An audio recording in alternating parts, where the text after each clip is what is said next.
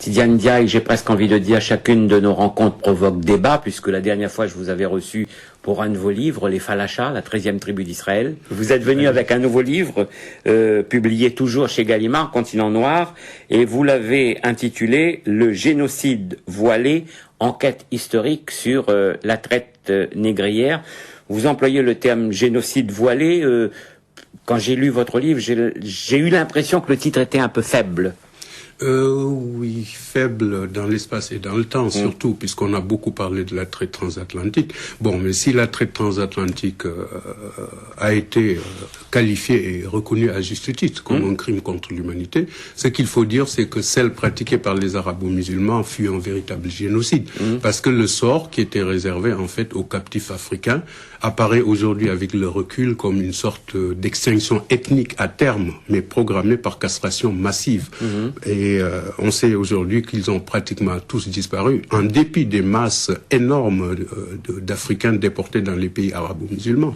Voilà pourquoi j'ai préféré utiliser le terme de génocide. Parce que si vous avez 17 millions de déportés et que par la castration massive, vous n'avez qu'une minorité de Noirs qui a réussi à survivre en terre d'islam, alors que de l'autre côté, je parle de la traite transatlantique, vous avez aujourd'hui 70 millions d'individus qui sont descendants ou métis d'Africains qui peuplent le continent américain, des États-Unis jusqu'au Brésil, passant par les îles de la Caraïbe, alors que dans les pays arabo-musulmans, on n'en trouve plus trace. Alors vous dites d'ailleurs, qu'il serait grand temps que la génocidaire traite négrière arabo-musulmane soit examinée et versée au débat au même titre que la ponction transatlantique, parce que ça c'est un pan de l'histoire qui est quoi, méconnu, caché volontairement, occulté, qui a été volontairement, c'est sûr, et cette amnésie volontaire de la part des élites noires sur la question peut s'expliquer par le fait que beaucoup de chercheurs ont encore du mal à passer d'une vision mémorielle affective de cette histoire, évidemment pour des questions de solidarité religieuse, c'est évident, à une approche distanciée et scientifique d'une histoire qui ne traite que des faits avérés. C'est ce que j'ai voulu faire. Alors personnellement, j'ai dû croiser des variables comme les témoignages directs d'explorateurs comme Livingstone, comme Stanley ou Monseigneur Lavigerie, sans oublier aussi les témoignages directs des marchands arabes qui opéraient à partir des centres de fabrication d'eunuques.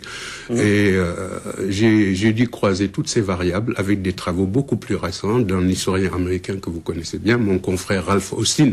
Et il faut dire que le bilan est terrible, le bilan est terrifiant. Rien que pour le Sahara, on peut évaluer que 9 millions de captifs ont dû être transportés dans des conditions inhumaines. Et dont 2 millions ont péri ou alors sont restés en bordure du désert. Alors pour ce qui est de ce qu'on appelle la traite orientale, qui s'est déroulée dans les régions proches de la mer Rouge et de l'océan Indien, on évalue environ à 8 millions le nombre de victimes. Donc le bilan est lourd, puisque globalement, on arrive à un chiffre effrayant de 17 millions de morts, de déportés ou de castrés par les Arabes. C'est donc un génocide. Vous le dites d'ailleurs, vous dites on va pas faire un hit parade de ceux qui ont été les pires, mais vous, enfin, je résume. Disons qu'il n'y a pas de degré dans l'horreur, ni de monopole de la souffrance, mais la page devrait être écrite. Vous dites que pour l'Afrique noire, la traite arabo-musulmane a été bien plus dévastateur que la traite transatlantique. Oui, puisque si on se fie aux statistiques de Philippe Austin, on arrive environ entre une fourchette de 9,6 millions à 11 millions de déportés arrivés à bon port. Nous savons ce que sont les dégâts collatéraux, à savoir que pour un déporté arrivé à bon port, il y eut 3 morts, soit des guerres d'approvisionnement, de l'incendie des villages, des greniers et des épidémies qui ont suivi. Alors que pour la traite transatlantique, dès le début, il y avait un climat qui permettait, si vous voulez, ce racisme et cette volonté d'éliminer un peuple. Parce que vous avez des érudits arabes comme Ibn Khaldoun, qui était le savant arabe le plus célèbre du XIVe siècle. Eh bien, cet homme avançait l'idée selon laquelle les Noirs appartiennent au peuple à caractère bestial. Il les traitait d'ailleurs de sous-hommes et d'anthropophages. Alors, il prétendait que les seuls peuples qui étaient adaptés à l'esclavage étaient les nègres en raison d'un degré inférieur d'humanité, et que leur place était plus proche du stade animal. Alors, devant ces inepties, il faut dire qu'aucune voix sérieuse dans le monde arabe ne s'est levée. pour défendre la cause des Noirs. Parce qu'à l'inverse des philosophes de l'époque des Lumières en Europe, il faut dire que dans le monde arabe, dans leur quasi-totalité, les intellectuels étaient marginalisés sur la question. Ils avaient donc abdiqué face aux obscurantistes et autres doctrinaires de la foi. Évidemment, dans un tel contexte, l'opinion de Ibn Khaldoun et d'autres penseurs de la même mouvance faisait autorité et finissait même par être adoptée par la plupart des nations arabo-musulmanes. Ce qui explique donc que les traitements inhumains et la mutilation généralisée des captifs étaient acceptés. Et ce qui explique aujourd'hui que le résultat est qu'ils ont disparu en Turquie, en Iran, au Yémen, et j'ai pu vérifier qu'on en trouvait très peu en Arabie Saoudite et en Afrique du Nord. Et on voit aujourd'hui encore ce génocide, il faut surtout ne pas trop en parler, et surtout il ne faut pas choquer le monde musulman, le monde du pétrole. Je pense que l'approche scientifique objective consiste à ne pas traiter l'histoire de deux manières. On a beaucoup parlé de la traite transatlantique. Vous, c'est ça que vous voulez, hein, vous dites ce que vous voulez dire, c'est que il y a eu la traite, qu'elle soit transatlantique ou qu'elle soit celle-là qui a été pire. Qu'elle soit arabo-musulmane. Voilà, donc il faut mettre les deux calamités sur le même, tout en gardant présent dans l'esprit que les premières victimes de cette calamité furent d'abord les Slaves, que les Marseillais et les Vénitiens allaient raser dans les territoires d'Europe centrale et orientale pour les vendre dans le monde arabo-musulman. Comme on sait, ça a duré toute l'époque carolingienne sous les monarques saxons Henri Loiseleur et Othon Ier. Il a fallu l'émergence d'États européens puissants dans l'Europe de l'Ouest et puis l'arrêt de l'expansion islamique aux Pyrénées pour que ça s'arrête. En fait, la traite arabo-musulmane, la traite négrière arabo-musulmane n'était que le prolongement d'une autre traite transeuropéenne. Donc toutes les victimes doivent être dénoncées, mais toutes les traites aussi au même niveau. Et pour vous, célébrer Malcolm X ou Farrakhan, c'est bien ça, c'est peut-être ne pas vraiment trop savoir ce qu'a été l'histoire. Je pense que c'est un contexte différent.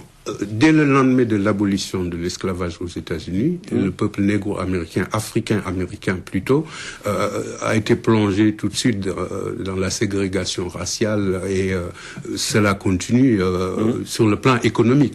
Puisque j'ai lu dernièrement que c'était une population criminogène parce que 40% des condamnés à mort étaient des Noirs et l'échec scolaire touchait environ 50% des jeunes, que c'était une population inadaptée à la civilisation occidentale. Forcément, ce genre de situation amène favorise l'émergence d'extrémistes comme Malcolm X, à juste titre. Bon, je pense que s'il voyait Obama aujourd'hui, il ne prendrait pas les mêmes positions. Mais se greffe aussi un autre paramètre qu'il ne faut pas oublier, c'est qu'il est membre des Black Muslims.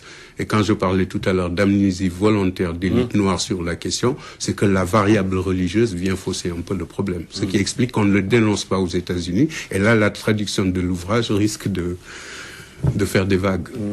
Et puis, vous terminez votre introduction en disant, et ce encore sous nos yeux aujourd'hui, avec son lot de massacres, avec son génocide à ciel ouvert, et là vous nous ramenez au Soudan. Au Darfour. Parce qu'en fait,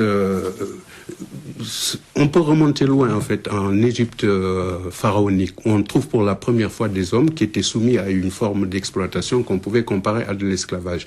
Parce que après les Hébreux, il faut se souvenir que les Égyptiens avaient aussi réduit en servitude de nombreux peuples voisins qui étaient originaires d'Éthiopie ou des régions soudano-nubiennes, comme le Darfour.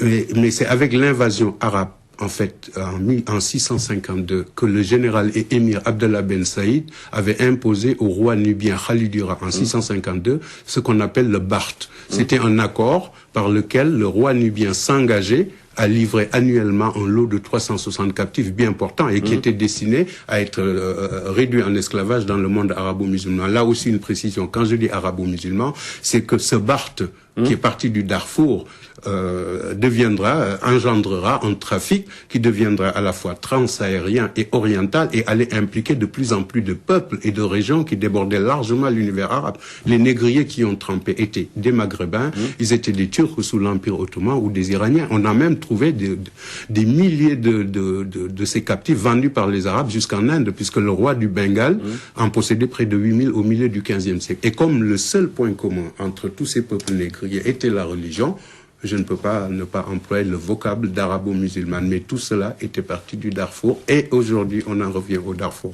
Parce à la fin du second conflit mondial, on avait dit qu'on n'aimerait plus revoir ça. Quand on a découvert les horreurs de l'univers concentrationnel, ça nous a permis de prendre la mesure exacte de la cruauté de l'homme et surtout de la fragilité de sa condition. Eh bien, une chose qui paraîtra tellement absurde aux historiens futurs, c'est qu'au Darfour, sous nos yeux, en 2008, eh bien, on continue ce nettoyage ethnique et les instances internationales palabrent sur des questions de procédure. Merci Tidiane Ndiaye. Je rappelle que ce n'est pas un roman, c'est une enquête historique. Ça s'appelle Le génocide voilé. C'est publié chez Gallimard, Continent Noir, et c'est un livre qui va faire débat, ça j'en suis certain. Merci beaucoup. Merci.